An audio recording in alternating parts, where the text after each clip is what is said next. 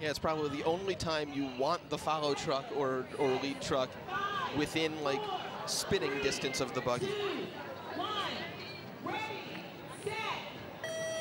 So here we go, Atlas's exhibition. And coming up hill 1 here, solid looking hill 1 so far. And you know, obviously one of the things about a tele-operated buggy is it's a little hard to keep straight all the time because every time the buggy gets pushed, the force isn't even. But they're doing a good job of keeping it, you know, on the course. And wow, he's doing a hill 1 and 2 solo. That is a workout. The best question is he only doing a hill 2? He is. Okay, so good to see. We've seen in the past where it's one pusher doing all 5 hills, including the free roll. But it looks like Monaco is rolling on its own, well, with the remote control, but headed down here into the free roll. And you're seeing some of the steering from the remote driver there. That's one of those things that the human drivers currently still have an edge on. They can make those small adjustments and not make those big swings with the turning. So they're staying wide, of course, to try and keep everything. If those of you that were able to join us for design a couple days ago now, you would have been able to see this buggy on in full glory, nice and close, and there were some weights strapped to it because it turns out the buggies are getting too light with these autonomous designs, and so they needed to actually add some weight to it so that it could get through through this area right here in particular, where it sort of levels out and make it all the way to the stop sign. Let's see, they might need a little extra push here, right? And that's one of those things where maybe the weight even helps just to have the momentum.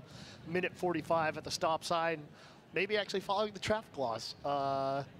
It's a rolling stop, officer. Very smoothly coming over past the stop sign there. Now, previously they had been rolling in Baby Buggy, I believe.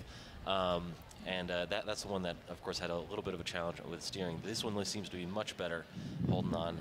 They're working their way over the crest of the road, trying to get to that transition flag, which, of course, being an autonomous buggy, they don't need a flag to know where to go.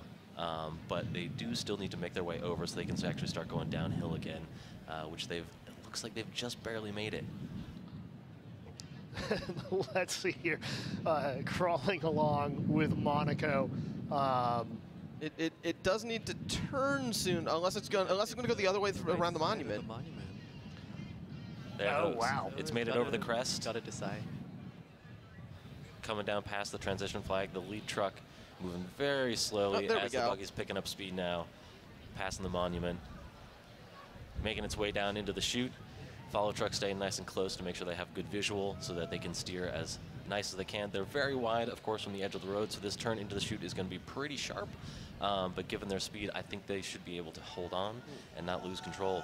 They're aimed right at the one pothole we have, or the one sewer grate, I should say. Oh, but they're turned inside of it, very close to the inside bales, turning into the bike lane and then turning wide out of the chute. As speed, here comes their pusher, coming in for the deepest hill 3 of the day. Wow. Hey, you know, at least he didn't get smoked by it. Well, given where he's coming from, he might have been smoked. I don't know. Yeah. Is this the same guy from Hill 1 and 2? I don't think, maybe. Is it pulling quad duty or whatnot? Let's see. That'd be impressive. Iron Manning it up. I don't think that's the same pusher. I don't think so. It's the same actor. I don't know if it's the same guy. Anyways, I don't think so. I don't remember the yellow shoes. Whoa. Looks like this is a camera on the push bar. They got a GoPro on there or something. Op driver, are they driving through the camera or are they driving from the truck POV? Yeah. Well, that's interesting.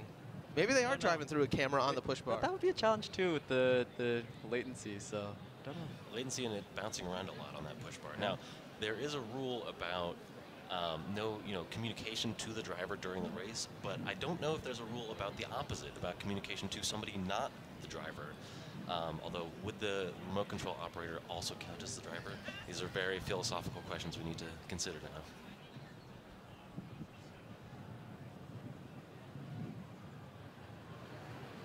Here, I believe this is still hill 4, but let's see if we can stay on let's see what we're gonna do. Oof. Are we making the turn and debating? And it had been honestly really pretty smooth steering. Oh yeah. All throughout up until that moment. Yep. Mine, you know, other than the fact that it's a little slow, they're fixing the wheel, pointing it straight ahead, making sure everything's still working with the remote control. And yeah, if people can please stay clear of the finish line, the timing equipment there, that is important for being able to get these times accurately and all that. Yeah, we do want to make sure, especially this goes both to spectators and current teams. Just when you're near the finish line, just especially if you're catching the buggy, just make sure to stay back from the finish line in order to help make sure that we can get accurate times for your buggies. Okay. Let's see. It looks like they've pulled Monaco off of the course there. Taking a look at it. Yeah, and you can see the remote control there. But it seems like maybe there's maybe a lost connection between that front wheel and the remote control.